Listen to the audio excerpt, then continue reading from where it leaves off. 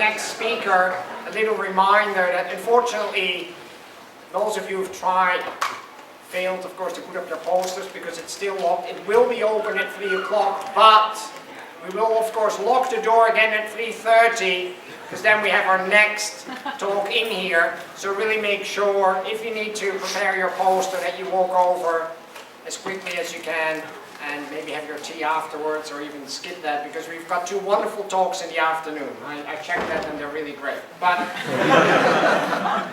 well, all the talks here are great, so it goes without saying. But it's my pleasure to next introduce Nik Ruškuc. I hope I pronounced that correctly, and he'll tell us about language, theoretic and geometric methods for permutation pattern classes. Thank you very much for the introduction, and thank you to Bridget and all the organizers for inviting me here. Very pleased to be in Chicago. In fact, I feel I've finally arrived to Chicago with some 22-year delay, because 22 years ago, when I was considering where to go and do PhD, Chicago actually was on my list, and it was on my list higher than St. Andrews, where I ended up being. But it's a long story involving immigration and such like, so you may actually prefer to hear that one instead of the talk, but there we go. Thank you very much for coming to and bear with me for this hour, especially I guess after I hear a very exciting match at the World Cup earlier. So I don't think I can promise matching excitement here. Anyhow, I will be telling you about a topic in permutation pattern classes, and I'll tell you, it's something that I and collaborators have been engaged on, well, for a period of time, but also very recently, so it's quite sort of, there is a story, but it's also quite fresh. And I'll tell you in a second what permutation pattern classes are, but I thought we might start from the very start, and we might ask ourselves, what are permutations? In which stage, I guess, Bridget might be slightly worried about the choice of main speakers. I find it instructive to pause from time to time and ask myself, what is it actually that you're working with, and what are these things? And somehow, one way or another, there's always something new to be seen. So, there are several answers to this question, in fact. I don't know, depending perhaps on your preferences. Maybe it's a bijection. That's what we most commonly tell our students, I guess, when they come and to study with us. So, something like that. Or maybe after a while we say, especially if you're doing combinatorics, we say, why write the top row? It's always the same, so you can just write the bottom row, so it suddenly becomes just a sequence of some numbers, with some properties maybe. But then also, we tell our students that bijections are mapping, something that they find it very hard to believe. So you can plot them, so you can do something like this. That's a plot of the permutation viewed as a function. But in fact, you don't need the axes.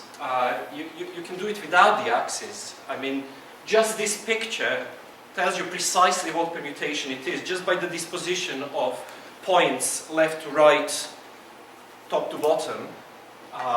You can recover your permutation. So coordinates don't really matter, just the disposition of points in a plane, which then links with perhaps my final bullet point for this slide, which is that you can view permutations as relational structures. So in this case, you would have 5 objects, namely your points, and you would have 2 linear orders on these objects, and these linear orders will ascend.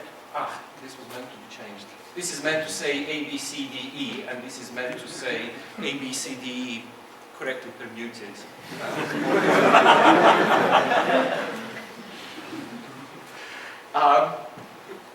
It was originally 1, 2, 3, 4, 5 here, but these 1, 2, 3, 4, 5 are not the same as these 1, 2, 3, 4, 5, so I thought I'd change it. But I wasn't entirely successful in that complicated operation.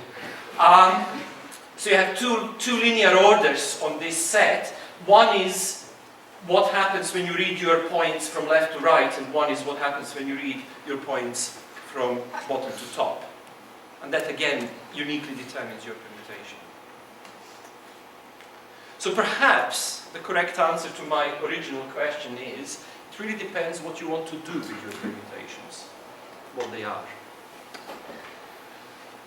So what do we want to do with permutations? So, I mean, for example, if you want to do algebra, if you want to do group theory, then you're definitely here, because you want to multiply them and so on. That's not what we are doing in this talk.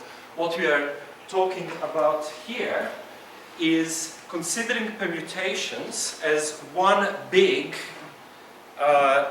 fairly nasty, we will see in a second, poset, infinite, all the permutations of all possible degrees, under a partial order called permutation involvement.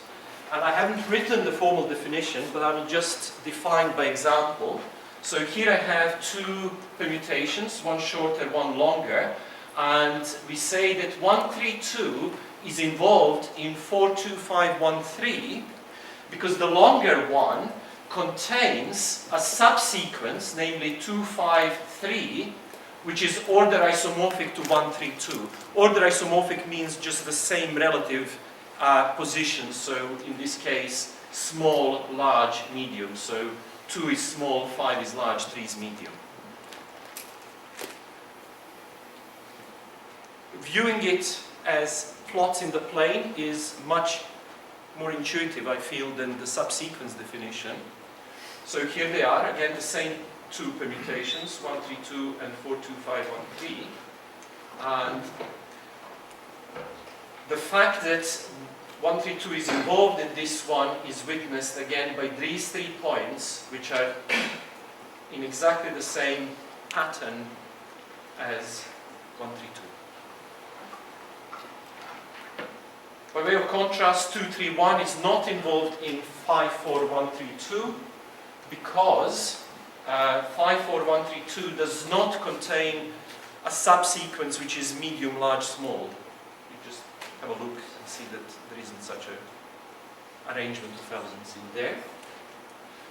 And finally, if you prefer to consider permutations as relational structures, then your involvement order becomes simply the natural induced substructure ordering. So take a subset and restrict your relations to that subset.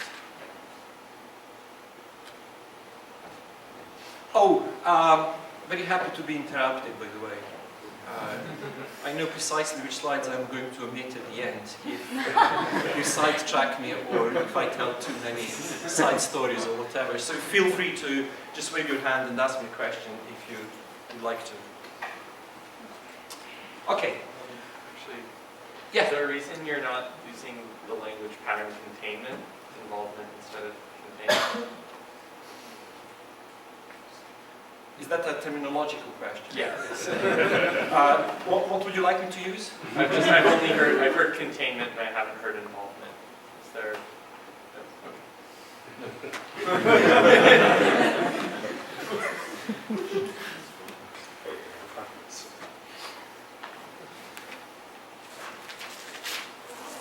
It is fairly natural when you have a big infinite poset. One of the things that you would like to study are downward and upward closed sets, and of course they are duals of each other. So we will focus here on downward closed sets. So, or in other words, simply ideals in this big poset of permutations. So they simply satisfy the property that if you have a permutation in your set and a sub-permutation of that permutation, then the sub-permutation is in there as well. So sub-permutation with closed sets of permutations. Because we are here in a... So I told you we'll see it's a fairly nasty poset that we're dealing with here. one nice property that it does have, and has it very obviously, is that it is well-founded. There aren't infinite descending chains in it, just because of length. And because you're in a well-founded order, then every downward closed set can be defined by things that it avoids, the things that are not contained in its elements. So every downward closed set can be defined as an avoidance set of a set of permutations. Namely, the set of all permutations which don't involve any of the permutations from the forbidden set of patterns. And if you take your set of forbidden patterns to be minimal, which again you can because you're in a well-founded order, then you get something that in this theory is called the basis for your pattern class. As perhaps slightly unfortunate name because you notice the basis is outside of your set.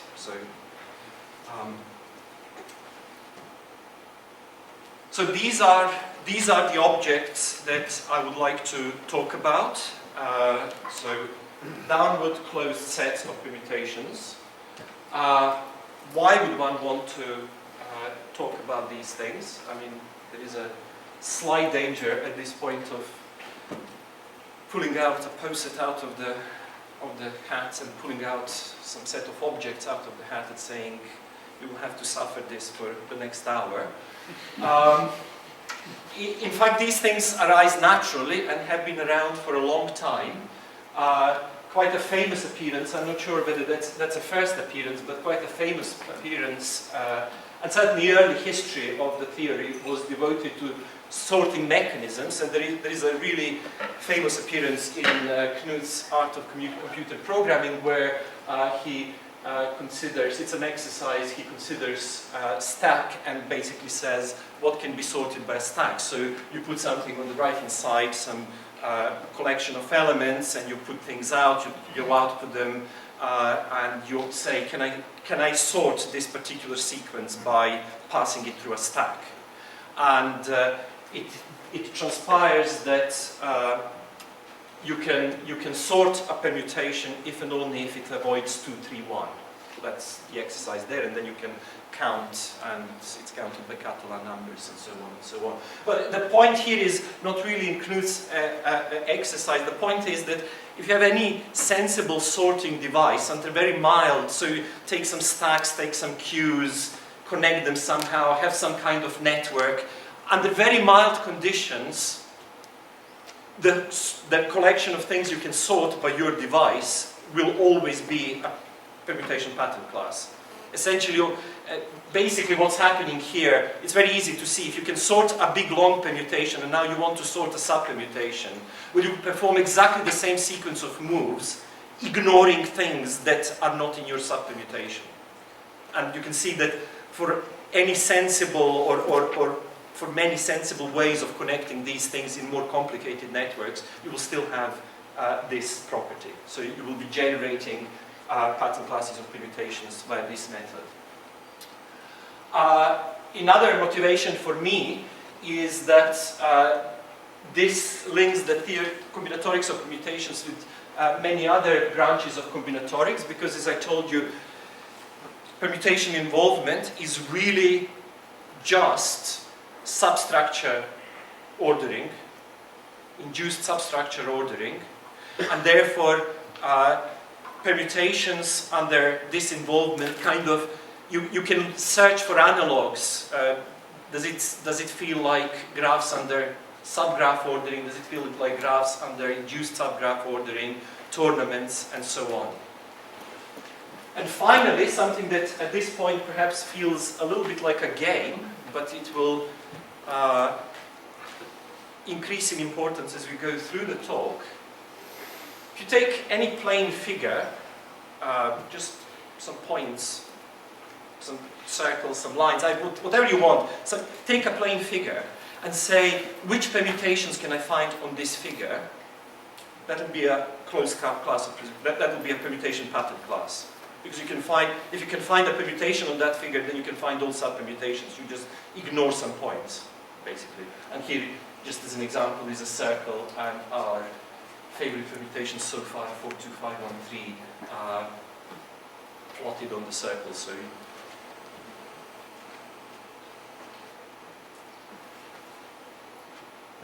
right. Okay, so let's agree, for better or worse, that for the next 40 minutes we'll be looking at these things called pattern classes. What do we want to ask about a pattern class? And I've decided here to sort of somewhat artificially focus on a pattern class. So here it is. So this is the avoidance class of 321 and 2143. So two forbidden permutations. What might one want to ask about these things? Well, you may ask about enumeration.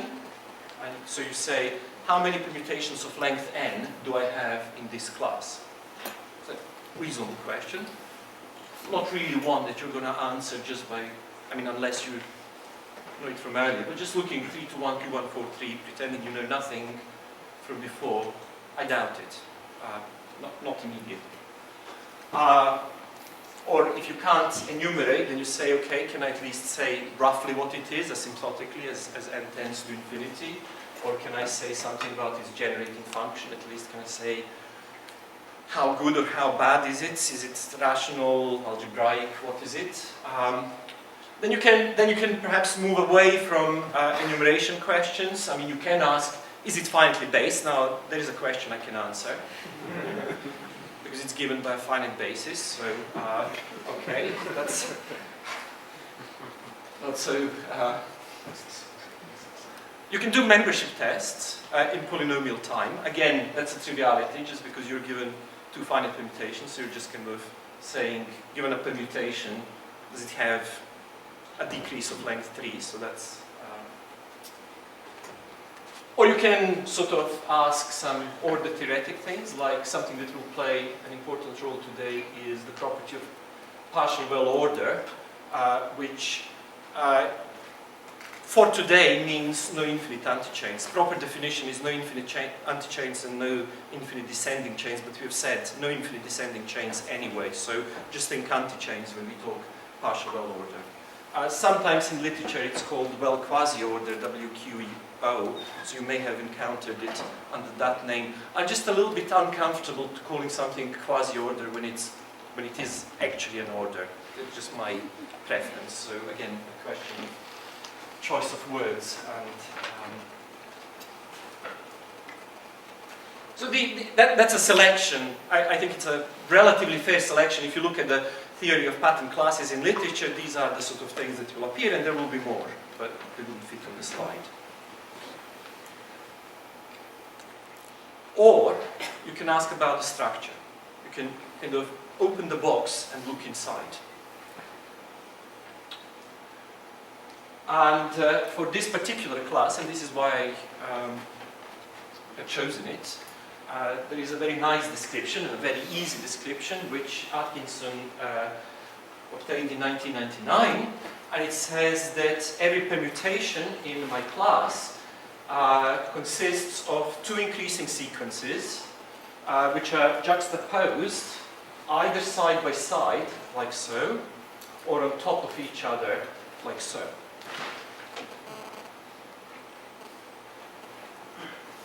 Once you get something like this, the world becomes much nicer, and all the things that you didn't know how to answer on the previous slide, you now feel you stand a much better chance of doing that. And in fact, what Atkinson was doing in this paper was he was trying to enumerate various things, and he obtains as a corollary this enumeration, and then of course you get your growth, and you can get your generating function, and so on and so on.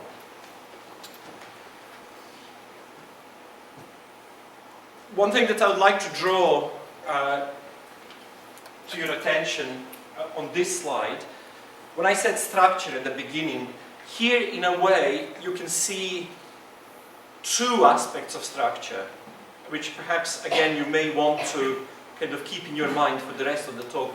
There is the structure of permutations in the class, so that's something that says juxtaposition of two increases.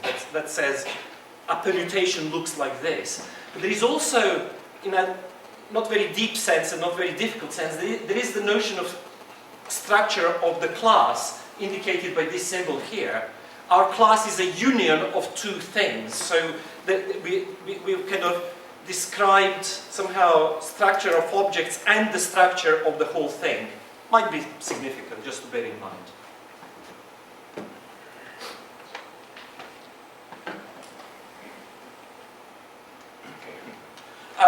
Let's go even simpler. Let's just look into one of these. Let's look at this one. So here is a permutation. It's a juxtaposition of two increases. Here is one increase, here is another increase. That's the permutation. Okay?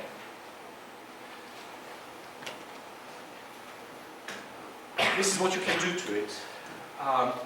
You can somehow label your first increase by A, you can label your second increase by B, and you can say, I'll read my permutation from bottom to top, and I'll record what I see.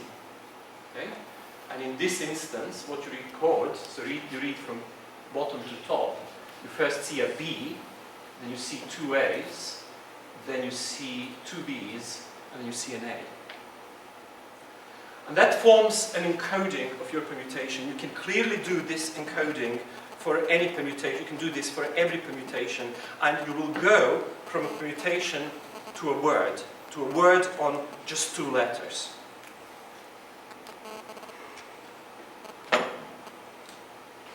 This encoding will not be unique.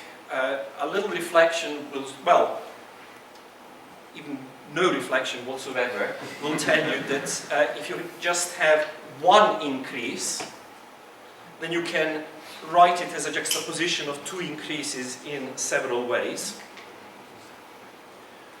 which on the level of words translates to this word representing the same thing as this word, or the same thing as A, B, and so on and so on. A little reflection will tell you that that's the only thing, the only bad thing, the only non-unique thing that can happen with your encoding. And that's how you have enumerated a class. So, okay, just to record this. So, my encodings now with uniqueness are AB star, free monoid, which we have encountered earlier this morning in Bernard's talk. From which I take out non-unique things, leaving only one representative. My chosen representative will be just A's. So I prefer to have a word of A's rather than AAAAB, say. Okay? So I get, so this set of words represents my permutation class in a 1-1 correspondence. And now everything is really happy and rosy. I can count, I can see growth, I can see the generatory function. Once, okay, I don't think I need encoding to see that this is the basis that just comes from, I mean, you can prove that this is the basis for the class. You can have linear membership tests for the class. You can also, this is now taking us a little bit further than where I want to go. With a little bit of thinking, you can convince yourself that you're partially well ordered. There are no infinite anti-chains in this class. Maybe not entirely obvious, depending how happy or unhappy you are with infinite anti-chains. We'll come to that a bit later. So that's roughly the analysis that is kind of present in Atkinson when he kind of discusses the bigger class, but then he actually has to discuss this one, and that's roughly what he does. Okay, so that's all very nice, but it is a very easy example. So let's go to the very other extreme. How bad can permutation classes be? And I did promise you at the beginning of the talk that they're going to be really nasty. Roughly speaking, they're as bad as you can imagine. Anything bad you can think might go on in a big infinite process kind of will go wrong. There are infinite anti-chains, and here is a picture of what is probably the simplest infinite. Well, this itself is not an infinite antichain, it's a permutation. But what you need to do is you need to extend this middle, which is kind of obviously somehow periodic and can be of any length whatsoever. And if you take all possible lengths, you will get an infinite antichain of these permutations. If you have infinite antichains, then you have infinitely based classes, because every antichain is a basis, and vice versa. If you have infinitely based classes, then you actually have uncountably many classes, because if you have one infinite antichain, then not only you have the class defined by that antichain, but you also have the class defined by all the every sub-antichain, and they will all be distinct, and that will give you uncountably many things. Generating functions can be nasty, so even something as simple looking as avoidance class of 1, 2, 3, 4 has a non-algebraic generating function, definite admittedly. Many more other examples, but one that I want to flag up, which perhaps, or perhaps me, sort of says how wild this territory is this result of Vater, which says that if you pick a number larger than this lambda, then there will exist a pattern class which has that growth rate. So the enumeration at infinity kind of behaves like that number to power n. Precise definition of this number. Yes, that will also, yeah. So I'm sorry, my talk is full of inconsistencies and lies and things that are used and then defined half an hour later and so on. I just don't know why it always happens, but it does. I will define growth at the sort of later. But, this number. oh, this lambda is also very much precisely defined rather than just saying 2.48. It's a root of a polynomial. Yeah. By way of contrast, just not to leave you totally and utterly depressed how nasty these things are, there are only countably many classes with a growth rate strictly less than this number, which is also very precisely defined in the paper, but not in my talk. And I guess what is really interesting to note is that there isn't all that much gap between these two numbers. Right. So, pattern classes in general nasty, but some of them are nice. So what can we do? Well, I guess there are, in some sense, very generally speaking, there are kind of two things you can do. You can look for nice pattern classes and hope that by somehow combining them together, doing something with them and so on, you will extend from nice into not nice somehow. Right? Or you can look elsewhere and say, are there similar settings where the world is nicer and what can I learn from it? So let me give you two examples which are somehow strategically chosen for this talk rather than being the only examples of this. Grid classes. So a grid class is you take a matrix of zeros, ones and minus ones, and you sort of think about this matrix as representing a grid in a plane, and you say, wherever I see a 1, I'm allowed to put an increase. Wherever I see a minus 1, I'm allowed to put a decrease. And wherever I see 0, I'm not allowed to put anything at all. And I take all those permutations. That's a pattern class, excuse me. So here is an example. Here's a permutation, which is kind of, it's this permutation. It looks like a mess. But if you put some lines around it, it suddenly doesn't look like a mess at all. It has an empty cell, an increase, a decrease, an increase, a decrease. That witnesses that this permutation belongs to the grid class determined by this matrix. Okay, so that's the idea. So that's kind of an attempt to impose some kind of structure and order from the beginning on our permutation classes. It remains open to be seen whether this is useful, nice, whatever. Okay? What is known about these? Not very much is the answer, but this is again me. So I'm going to tell you about two results. But actually, more is known. I'm I'm lying again. I'm omitting a couple of actually quite crucial results. We'll see them later again. So if you take this particular grid class, so this is like decrease, increase, increase, decrease. It has finite basis, two basis permutations of length 4, and this algebraic generating function. If you take 4 increases in a 2 by 2 fashion, then this is finitely based. This was done by PhD students of mine and Ben Zwater's. I'm not sure if he ever computed the actual basis. His argument is essentially just proving that the basis is finite, and from it you can see that all the basis permutations of length less than 14. And I know that we knew at the time that there are lots of them of some sort of intermediate size, around 8 or whatever. So it's quite a big thing, this basis. He didn't record what it is, and I don't know whether it was computed. There is a very nice conjecture, or two conjectures about grid classes of permutations, which says that this grid class is always finitely based and always has an algebraic generating function. That's very much an open question, and I guess I'm a little bit uneasy calling it conjecture. I'm kind of, I don't know. I think finitely based should be true, and I'm not so sure about generating function. There we go. Call it conjecture. So that's trying to impose structure. Here is another approach. We say, is there something that resembles our world and is nice? And the answer is yes, and the answer is words over alphabet. And here is a quick talk.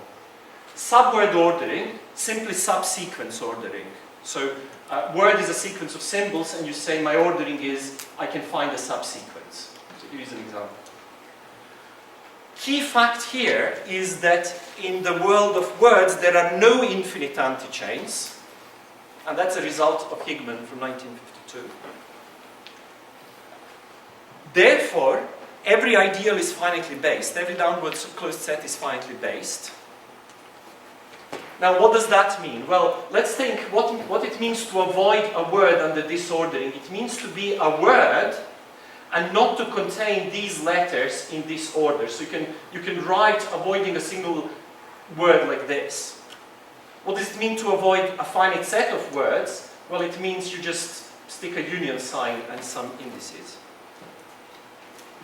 The point of this is a regular expression for those who know regular languages. If you don't, then just ignore the nomenclature. We'll get to the right place at the end of next slide. So, downward closed sets are defined by regular expressions, therefore they're regular languages, therefore by Kleene's theorem they're recognized by automata. This is what an automaton is. It's some kind of network type device where you kind of go from state to state by reading letters, and the language this automaton defines is all the words that land you in the accept state, or accept states, only one in this case, S. The nice thing about the automaton is that you can actually count things. So for example, if you want to count things accepted by this automaton, you say, how many words of length n land me in S? Well, to land in S, in the n steps, you need to land in R or Q in the n-1 steps, and then take the only transition from there to state S. So you get some kind of recurrence like this, which is not quite enough. But now you can imagine that you can do the same thing for every state like this, and then you get a system of linear recurrences, and then you get a nice recurrence formula for your linear recurrence for your enumerating sequence. Consequence, every regular language and hence every ideal have rational generating functions. Linear membership test. So the world suddenly becomes very nice. What I would like you to carry from this is that it all started with Higman's theorem. Higman's theorem, which said this is a partially well-ordered set, there are no infinite antichains, is what kicked this little sequence of sort of considerations and ended you with nice things like rational generating function and linear membership test. Okay. Now, so now you want to say, are permutations in any sense like words? You would like them to be, but you know they're not because they're infinite antichains and so on. Now, there is a little bit of hope, I mean, at the very extreme, in kind of greatest generality, you feel there is something about permutations and words, because there is this theorem of Marcus and Tadeusz from 2004, which beforehand was known as Will-Stanley conjecture, which says that for every proper pattern class, its enumeration is bounded by an exponential function. So it doesn't behave like factorial or anything big. It behaves like, and somehow when I see sort of exponential, I'm thinking words somehow or other. But that's kind of just me rather than mathematics. An infuriating conjecture, open problem here, is to prove that this sequence nth root of Cn actually has a limit, and that would be the growth that I was talking about earlier. But in the absence of this being a theorem, you just take the lim sup of this sequence and you say that's the growth for your pattern class.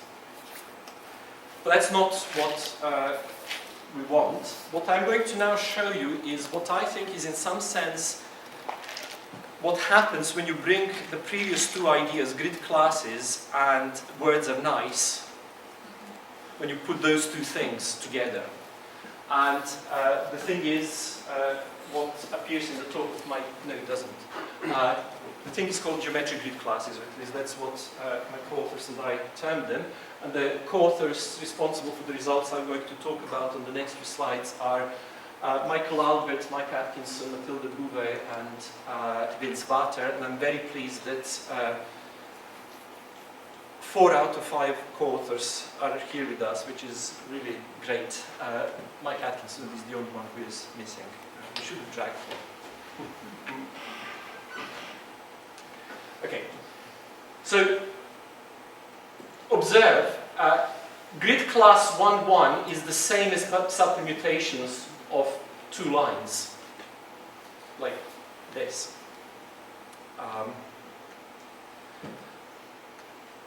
That's kind of, I was fibbing you, I told you I constantly end up saying, I gave you 2 pictures. I gave you this picture of Atkinson's result, which is kind of what I'm telling you here. But then we drew a permutation, and it looked nothing like that. It looked much more skewed. It looked like this, right? But in fact, the two are the same because, you see, these are only constrained by their horizontal relationship. So you can scale this picture and then stretch it a little bit, and you'll get this picture. Okay, so I was a little bit naughty beforehand, but this is actually true. And, okay. Ooh, why did that happen? Okay. So this is the kind of motivation for the idea in general. So now let's take any grid class and so grid class, replace every 1 by an increasing line and every -1 by a decreasing line. That's what you get. And that's your figure. And now use the idea from the beginning of the talk where you can put points on the figure and get a pattern class. So things like that. You'll get a pattern class, and we'll call this the geometric grid class determined by our matrix M. Okay. What I showed you in this little example can quite nicely be blown up to this general setting. You can encode by words, and here is how. So this is the same picture as before, and as I showed you in the small example, I will name different quadrants with different letters, A, B, C, D. I will orient every quadrant like so. Now again, I'm fibbing here again a little bit. There is something special about this ordering. Things in the same row and the same column are compatible, which, if you think a little bit, you will realize that that doesn't have to be possible all the time. But in fact, there is a remedy for that, and in fact, it is possible all the time, but you need to do a little bit of work, and I'm not going to show you that right now. Just trust me, you can do this, even if it seems that you can't. You take a word. I'm going to show you how to go from words to permutations. You take a word, and now you do the following. You take the first letter, B, and you put a point on the corresponding line. You take a letter, next letter, C, and you put a point on this line, taking into account their common ordering. So this point needs to be to the left of the point that you've already put. Then you take another C, and you move the point a little bit more. Then you take D. So again, now you will respect the common ordering on C and D. So you'll go a little bit down from this point, and you keep doing this. And you end up with a permutation. You can clearly do this for every word. You just plonk points on the line as you go along. It will always give you a permutation. So what you have done is you have defined an encoding mapping from the set of all words over your alphabet to the geometric grid class. This mapping is onto, that should be fairly easy to, because you can kind of think of a reverse process where you have a permutation and then you read things in order and you get a word. It is not necessarily one-to-one, but it is finite to one because it preserves length of permutations. And, this requires a little bit of thinking, it is order preserving. If U is less than or equal to word V in the subword ordering, then the corresponding permutations are also phi of U is less than or equal to phi of V under permutation involvement. This is very good because this is what gives you the hope of using good properties of words under subword ordering. This is not so good because that kind of tells you how on earth are you going to enumerate. You want some kind of uniqueness there. To do that, you need to perform an analysis as we did in the juxtaposition of two increases. You have to say, where does your non-uniqueness come from? And there are actually two sources of non-uniqueness. The first one is that if you insert successively in X, Y independent cells, such as B and D, things that don't share the same row or the same column, then something like this happens. So here we go. Look at this instance, DB. So I've inserted in D, and then following that I've inserted in B, just a little bit further on.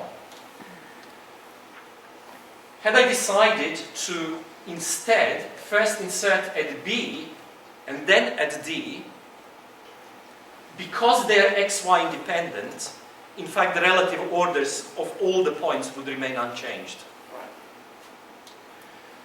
So letters coming from XY independent cells, when they come together, they can be read in either order, and that's non-uniqueness.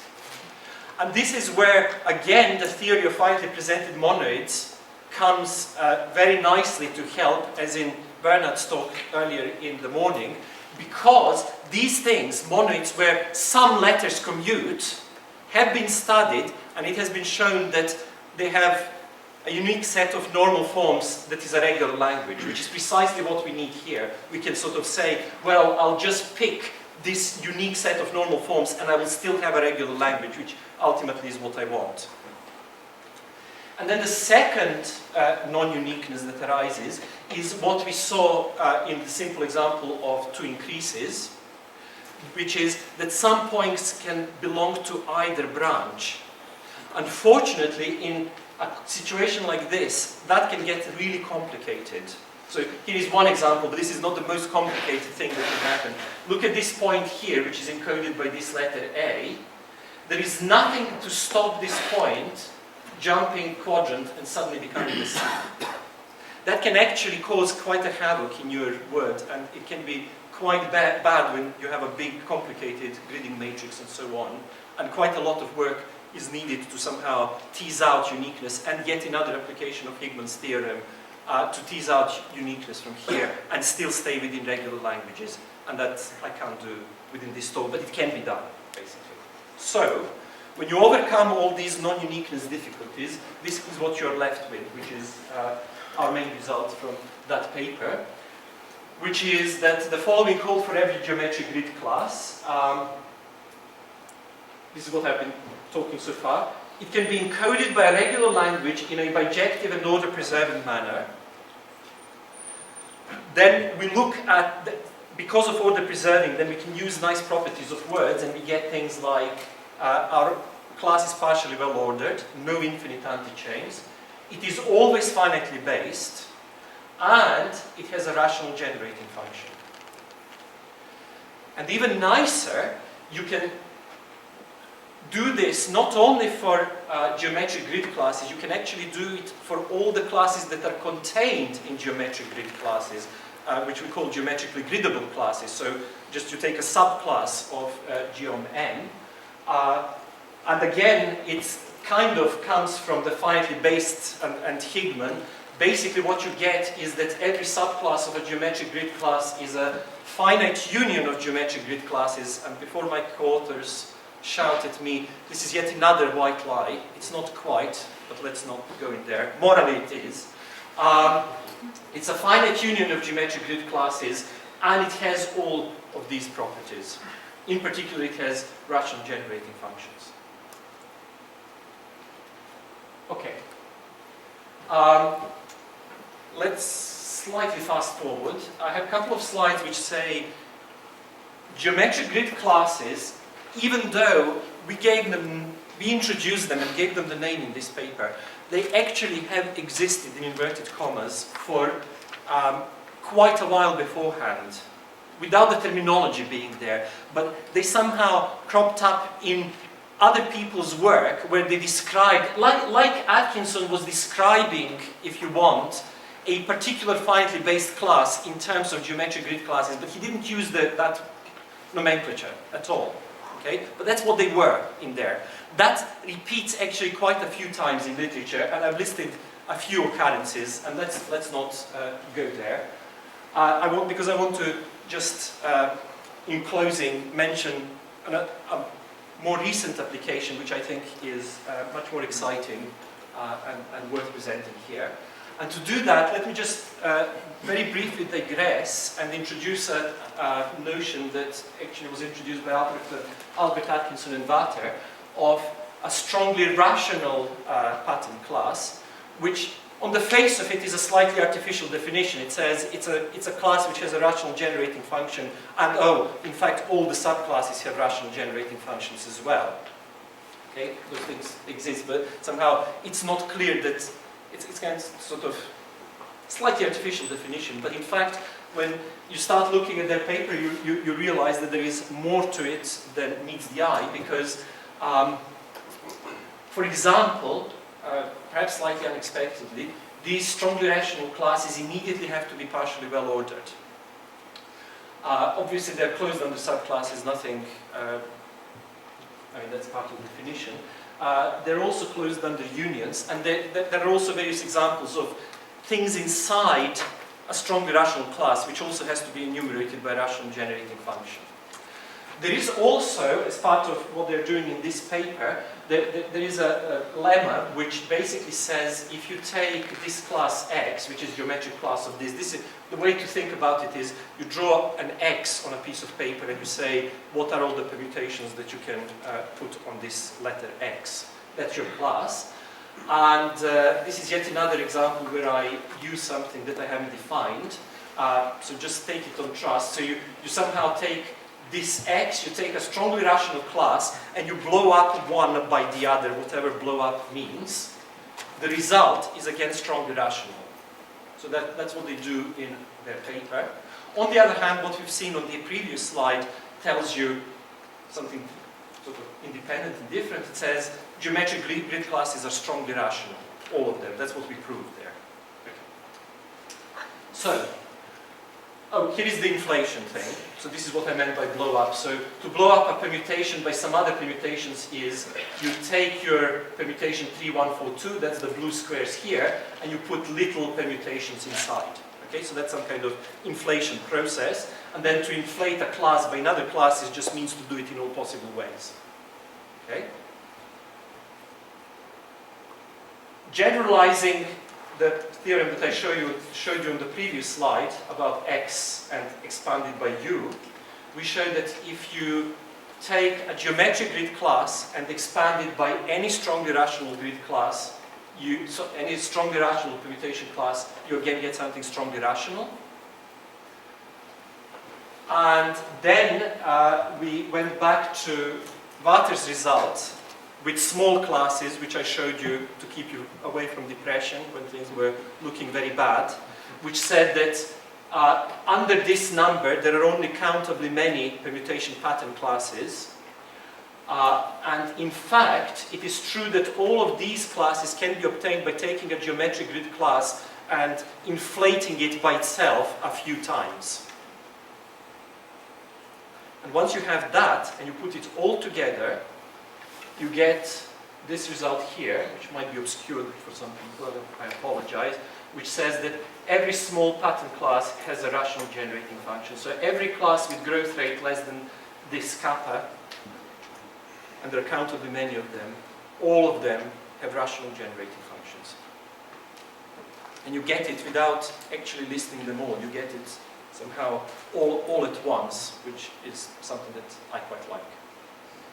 And between this and 2.48, there's a gap? Yes. No, there isn't a gap. There is just an undescribed mess. Is that fair? Yeah. What happens between that number and lambda is what would be very, very nice to understand. It's not fully filled. It's not fully empty. It's something in between.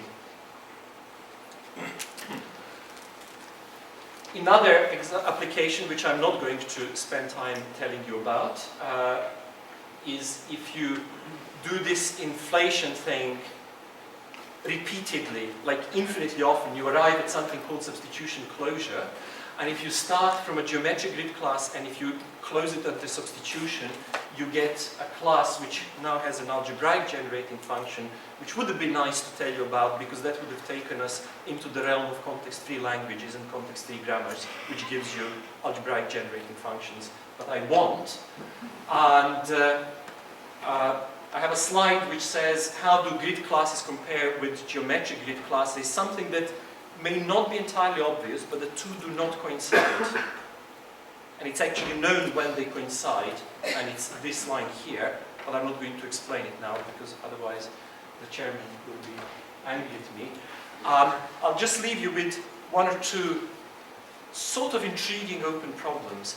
I told you we're doing this in order to, or one of the motivators is to try and translate nice properties of words and regular languages into pattern classes of permutations. And we seemingly have succeeded in at least 4 geometric grid classes. Geometric grid classes, on the face of it, inherit all the nice properties of languages, and the proof is by essentially establishing this correspondence. But the things infuriatingly break down if you start asking decidability questions.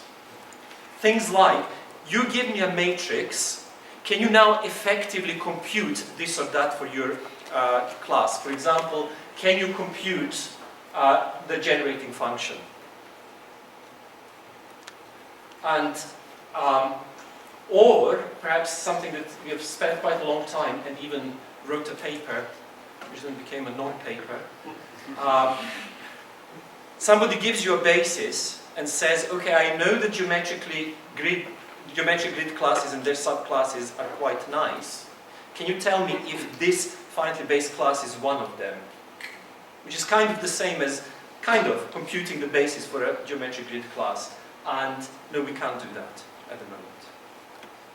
And I will leave you with that. Thank you very much.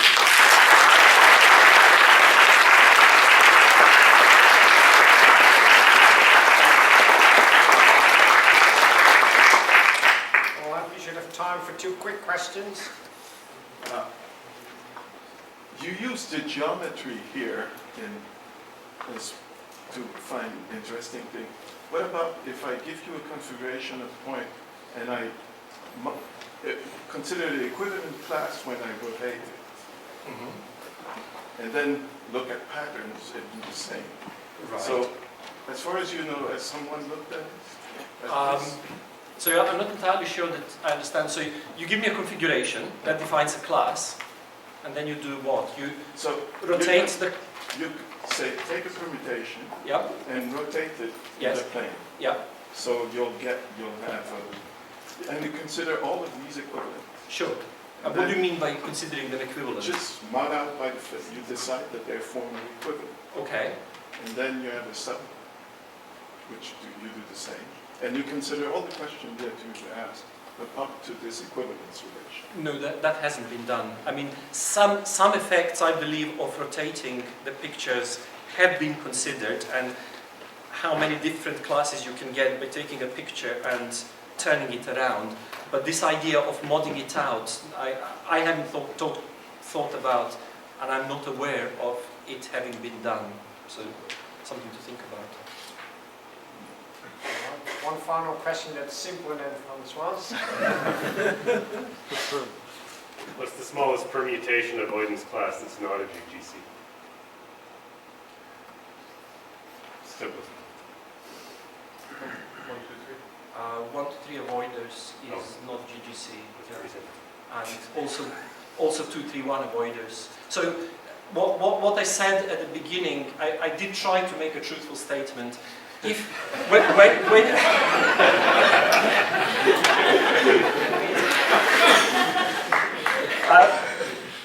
so once you realize pattern classes are nasty, then you are kind of justified to say, okay, I wonder which ones are nice and easy. But of course you know that they will be very specialized within the space of all pattern classes. And geometric grid classes are definitely in that category. What then you really want to do, or what might justify your nice pet, fluffy classes which you understand, is if they allow you to somehow do something with them, something controlled, some like construction, like take a geometric grid class and inflate it again, and inflate it again, and it somehow you realize it catches more than you expected. Like, for example, that's what I was trying to bring up with the example with small permutation classes. Not all small permutation classes are geometric grid classes.